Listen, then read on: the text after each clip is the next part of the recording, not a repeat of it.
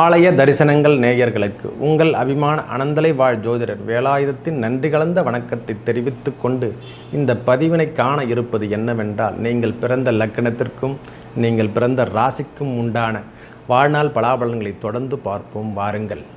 எனது அன்புள்ளம் கொண்ட துலா லக்ன துலா ராசி நேயர்களுக்கும் ஒன்றும் பிரச்சனை இல்லைங்க. வாழ்வில் வெற்றி பெறக்கூடிய விஷயங்கள் முதல்ல நீங்கள் கவனிக்க வேண்டியது. துளாராசிகாரை பார்த்து நாம் தெரிஞ்சுக்க வேண்டிய விஷயம் என்னென்னா, ஒரு மனிதன் எவ்வளோ கடுமையான சூழ்நிலையில் தள்ளப்பட்டாலும் முதல்ல ஏன்னா உங்களுக்கு அதை முதலே சொல்கிறேன்னா, எவ்வளோ பிரச்சனை வந்தாலும் அதை தாங்கக்கூடிய சக்தி இறைவன் கொடுத்துருக்கான் உங்களுக்கு.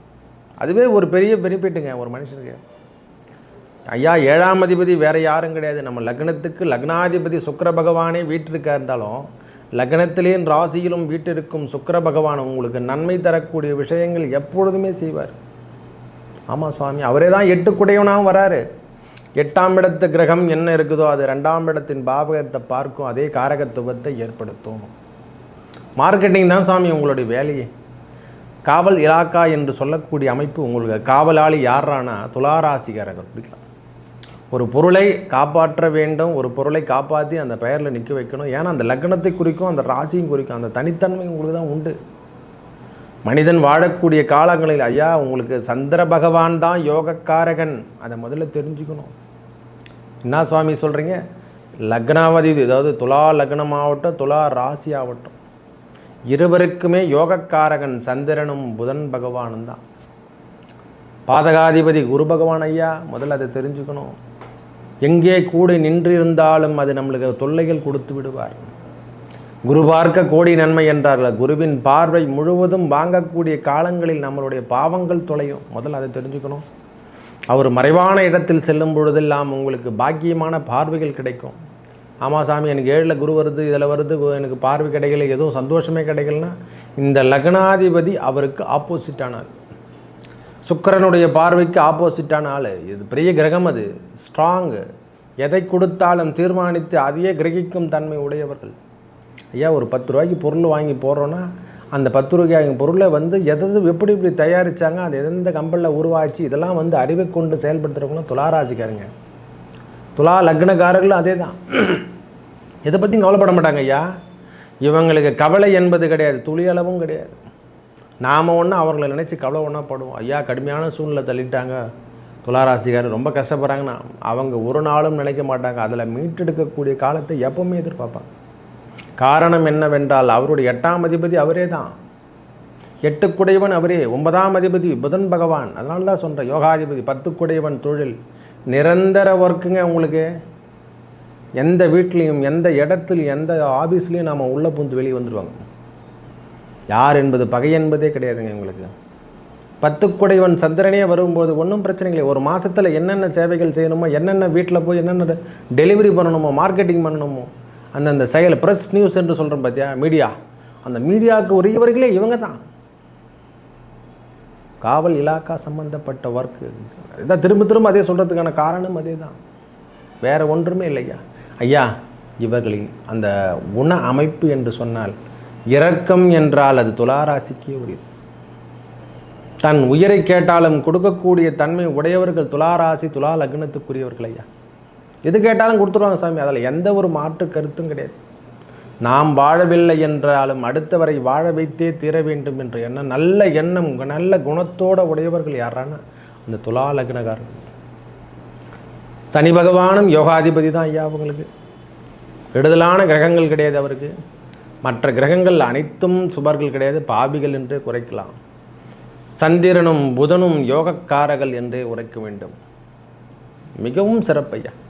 ஐயா, எங்கிருந்தாலும் குருவோடு சேர்ந்து இவங்களுக்கு மங்களக்காரகன் என்று சொல்லக்கூடிய செவ்வாய் பகவான் வீட்டிலிருந்து 7ஆம் இடத்தில் பார்வை பதிக்கும் பொழுதெல்லாம் இவங்களுக்கு பெரிய பெரிய பம்பர் ப்ரைஸ்லாம் கிடைக்கும். அது ஒரு பெரிய ஒரு ப்ளஸ் பாயிண்ட். துளாராசிக்கு மட்டும் அந்த மாதிரி ஒரு பாக்கியம் இருக்குது, இறைவனே கொடுத்துருக்கான் அந்த விஷயத்தை. ஏன்னா நமது ராசியில் தான், நம்ம லக்னத்தில் தான் சனி பகவான் உச்சம் அடையக்கூடிய இடம். அதற்கு ஆப்போசிட்டில் 7ஆம் இடத்தில் சனி பகவான் நீச்சம் அடைகிறாரு.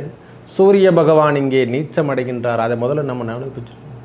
ஏன் சுவாமி இதை மாதிரிலாம் சொல்கிறீங்கன்னா, நம்மளுக்கு 11ஆம் அதிபதி பாதகாதிபதி என்பதை நீங்கள் இதுவே நினைவு கொடுத்துடலாம். ஐயா, சூரியனே நம்மளிடத்தில் கட்டுப்படுவார் என்றால் அப்போனா தெரிஞ்சுங்க, ஒரு மனிதன் சூரிய கிரகமே அங்கே வந்துரும்போது சைலண்ட்டில் வருதுறான்னு அப்படின்னு அர்த்தம். அப்போ நமக்கு எல்லாரும் அடிமை என்பது தான் தெரிஞ்சுக்கணும். எல்லாரும் நகைச்சுவை உணர்வோடு செயல்படுத்தக்கூடிய ஆறான துளாராசி துலா லக்னம் தாங்க. ஐயா, களத்தில் எவ்வளோ பெரிய மிருகங்களாகட்டும், எவ்வளோ பெரிய போட்டியாளர்களாகட்டும், இந்த பெரிய பெரிய குத்துச்சண்டை வீரர்களும் பெரிய பெரிய இயந்திரத்தை இயக்கக்கூடிய தன்மையும் ஐயா, இளமை பருவங்கள் இவங்களுக்கு நல்லது ஒரு விளையாட்டு மேம்படுத்தக்கூடிய வேலைகள்லாம் ஈஸியாக வரும். பெரிய பெரிய ஒர்க்கு இவங்கெல்லாம் சாதாரணமாக கிடைக்கும் சுவாமி.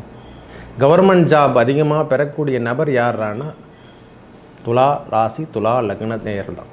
வேறு யாருமே கிடையாது, சொல்ல முடியும், ஈஸியாக சொல்ல முடியாது. ஏன்னா இவங்க ஆரம்ப நிலை படிப்பிலேயே அவங்களுக்கு இந்த விளையாட்டு சம்மந்தப்பட்ட ஒர்க்கு இவங்களுக்கு ஈஸியாக அமைஞ்சிரும் சாமி. டக்குன்னு பார்த்தா ஏன்னா ஒரு கபடி போட்டி, இந்த நீச்சல் போட்டி, இந்த போட்டி, அடுத்தது ரன்னிங் ரேஸ், இப்படிலாம் சொல்லக்கூடிய வேலைகள்லாம் இவங்களுக்கு சாதாரணமாக வரும். இது ஆயுதங்களை பழகக்கூடிய தன்மை, இந்த வில்வித்தை வீரக்கூடிய தன்மை, போர்க்களத்தில் NCC கேம்ப், NSS கேம்ப்னு சொல்கிறோம் பாருங்க, அந்த நாட்டுப்பற்று அதிகம் உடையவர் யார் என்றால் அது துளாராசி துலா லக்னத்தை குறிக்கும். ஐயா, இராணுவ படையாக இருக்கட்டும், எந்த படையினா இருக்கட்டுங்க, எல்லாத்துலேயும் முதன்மை என்று சொல்லக்கூடிய வேலையை செய்யக்கூடியவங்க, பற்று இருந்து வேலை செய்வாங்கன்னா அவங்க தாங்க. ஒரு சின்ன ஒரு கசப்பு கூட இல்லாமல் முகம் சொல்லிக்காமல் வேலை செய்யக்கூடியவர் யாருன்னா துளாராசி துலா லக்னம் தான். ஐயா, இளமை பருவங்களில் முடித்து இளமையிலேயே திருமணத்தை முடித்து குடும்பத்துடன் வாழக்கூடிய பாக்கியம் இந்த லக்னத்துக்காரர்களுக்கு அமையும். மிகவும் சிறப்பென்றால் ஒரு மனிதன் வாழ்ந்து திருப்பியும் பெரிய பழைய நிலைமைக்கு வரணும், இழந்ததெல்லாம் மீட்டெடுக்கணும். அந்த 45 வயதுக்கு அப்புறம் இவங்களுக்கு ஒரு நல்ல ஒரு லைஃப் கிடைக்கும் சுவாமி. ஒரு மனுஷன் நிம்மதியாக வாழக்கூடிய இடத்த தேடுவாங்க. அதாவது சுகமாக வாழணும்னு சொல்கிறோம் இல்லை, கொஞ்ச நாள் உழைச்சிட்டோம், அந்த உழைச்ச ரூபாவை எப்படி சேவிங் பண்ணணும், சேவிங் பண்ணிவிட்டு அதை நம்ம எப்படி நிம்மதியாக செலவு பண்ணணும், இது ரொம்ப முக்கியம். இவங்களை பார்த்தா தெரிஞ்சுக்கலாம் சுவாமி. அந்த அயராது உழைக்கின்ற தன்மை, கடினமான சூழ்நிலையில் கூட அயராது உழைப்பாங்க. எந்த சொல்லும் தாங்கக்கூடிய காலத்தில் வந்தாலும் அதை தாங்கி கொண்டு வாழ்வார்கள். இவர்களுக்கு கணவன்மார்கள் நல்ல உறுதுணையாக இருந்து, பெண்ணாளாக இருந்தாலும் சரி, மனைவியாக இருந்தாலும் சரி, இவர்களுக்கு கணவன்மார்கள் நல்ல இடத்தில் அமர்ந்திருந்து அவங்களுக்கு ஹெல்ப்ஃபுல்லாக இருப்பாங்க, லைஃப் ஃபுல்லாக ஹெல்ப்ஃபுல்லாக இருப்பாங்க. பெண் பிள்ளைக்காக இருந்தால் இவங்கள் வாழ்வில் பெரிய பெரிய நல்ல நிகழ்ச்சிகள் நடைபெறும். ஆரம்ப காலங்கள் சற்று கடினமாக இருந்தாலும் பிற்காலத்தில் குழந்தை வழி செல்வம்லாம் ஈஸியாக கிடைக்கும். சாமி, நீ எங்கேயும் போய் தேட தேவையில்ல சாமி. பாதிப்பு என்பது இவங்களுக்கு அறவே வராது சாமி. ஏன்னா சந்திர பகவானே யோகக்காரகன். அப்புறம் என்ன கிடையாது, புதன் பகவானே யோகக்காரகன். ஒவ்வொரு மாதமும் அவர் கொடுக்கக்கூடிய யோகங்கள் எப்பொழுதுமே கிடைக்கும், ரெகுலரில் கிடைக்கும். ஐயா, தசாபுத்தி கூட சரியில்லைன்னா இது சந்திரன் ஒருவரே போதுங்க நம்மளுக்கு. யோகத்தை கொடுக்கக்கூடிய சந்திர பகவான் நல்ல இடத்துல அமர்ந்திருந்தான்னா அதுவே போதும், எந்த ஒரு தொந்தரவும் செய்ய மாட்டார். இதை விட வேறு என்னங்க வேணும் உனக்கு? ஒரு நாளைக்கு என்ன சொன்ன, 2 நாளைக்கு ஒரு முறை நம்ம வீட்டை விட்டு வெளியே போகிறார் சந்திர பகவான், அவரே நம்மளுக்கு கொடுத்துட்டு போகிறார் யோகமாக. அப்புறம் என்னங்க, ஒரு தொந்தரவு கிடையாதுங்க. நாம் வாழ்வில் மேலும் நல்லதெல்லாம் நடக்கவும், நாம் வெற்றி பெறக்கூடிய காலங்கள் இன்னும் உயர்த்த கொள்ளவும் நாம் செய்ய வேண்டியது என்னென்னா சனி பகவானை வழிபட வேண்டும். மெயினான மேட்ரு. ஏன்னா அதை சொல்லி தான் நம்ம லக்னத்துக்கு குறிக்கணும். அந்த சனி பகவான் அவருக்கு 5ஆம் இடத்தில் வரும் பொழுதும், சனி பகவான் உச்சம் பெறும் பொழுது, நம்மளுக்கு 7.5 சாணி காலத்துக்கு நம்மளுக்கு கடக்கும் பொழுதும் வாழ்க்கை துணையை ஏற்படுத்தி கொடுப்பார். ஐயா, ஃபீல்டருக்குள்ளே ஒன்று கட்டாகும் சாமி, இதை ஞாபகம் வச்சுங்க. ஏன்னா துளாராசி ஆகட்டும், துலா லக்னம் ஆகட்டும், நாம் வாழ்க்கை துணையோ அல்லது வாழ்க்கை பிரச்சனையோ ஏதேனும் இருந்தால் அந்த லைஃப் சாப்டர் கொஞ்சம் சறுக்கல் ஏற்பட்டு திருப்பியும் பெரிய லெவலுக்கு எடுத்துமே கொடுப்பார். குருமகாதசையெல்லாம் இவங்களுக்கு எந்த ஒரு பிரச்சனைகள்லாம் செய்யாது சாமி. ரொம்ப நன்மை தரக்கூடிய விஷயங்கள் இவர்கள் வாழ்வில். துருமகாதசையில் வேலை அமைப்பு, கவர்மெண்ட் எம்ப்ளாயிஸ் ஆகக்கூடிய வேலையெல்லாம் மொத்தமே இவங்களுக்கு கொடுத்துருவாங்க.